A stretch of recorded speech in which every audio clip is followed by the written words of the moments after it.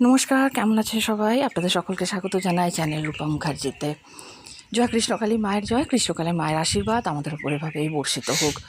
অনেকে প্রশ্ন করছেন, না আমাকে নয়, মঙ্গলা দেবীকে, যে অম্বুবাচীর সময় কিভাবে নিয়ম মানবেন, তারা কি মাকে পুজো করবেন নাকি মাকে পর্দার আড়ালে রাখবেন? যিনি জগৎ জননী, তাকে পর্দার আড়ালে রাখা কি সম্ভব?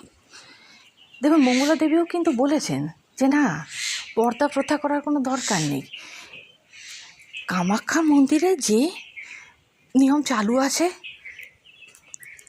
শত বছর ধরে, দীর্ঘ সময় ধরে সেই নিয়ম তারা পালন করছেন, তাদের দেখা দেখি বাকিরাও এটা করে থাকেন। আপনার মন যদি মনে হয় যে হ্যাঁ আমার বাবা এটাই করা উচিত, আপনি ভয় করলেন কি ভক্তিতে করলেন ডিপেন্ড করছে আপনার ওপরে। কিন্তু সত্যিকারে একজন ভক্ত কি কখনো মায়ের মুখ বন্ধ করে রাখতে পারে? কখনো ভাবতে পারছেন? 4 দিন অন্ন জল না দিয়ে মুখ ঢাকা দিয়ে রাখা, একজন মানুষ থাকলে এটা করতে পারতেন? বাড়ির কোনো সদস্যের সাথে এটা করতে পারতেন? অসুখ হয়েছে বলে ছুঁড়ে ফেলে দিতে পারবেন বিছানা থেকে?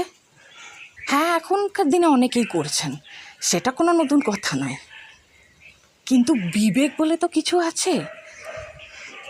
যে মাকে আপনি অষ্টপ্রহর পুজো করেন, হঠাৎ করে বছরের নির্দিষ্ট এই অম্বুবাচীতে এসে হঠাৎ সেই ভক্তি ভাবনাটা ভয় ট্রান্সফার হয়ে যায়, এবং হয়ে গিয়ে কী বলেন, উড়ে বাবরে মাকে তো এখন ঢাকা দেওয়া দরকার, নাহলে মা আমার প্রতি ক্রুদ্ধ হবেন। কোনো মহিলা কি পিরিয়ড হলে তার অফিস করেন না? তারা বাড়ির কাজ করেন না? তাদেরকে আপনারা ছুটি দেন না? তাহলে কি করছেন না, আপনারা যেটা করছেন সেটা হলো ভয়ের চোটে মায়ের মুখটা ঢাকা দিয়ে রাখছেন। ওরে বাবা রে, যেহেতু কামাখ্যায় এই নিয়ম চালু আছে, আমাদেরও এটা করা দরকার, নাহলে কি একটা সর্বনাশ হয়ে যাবে। কখনো এর পিছনে কি কারণ আছে, কেন এই কোনো প্রশ্নই আপনাদের আসে না মাথায়।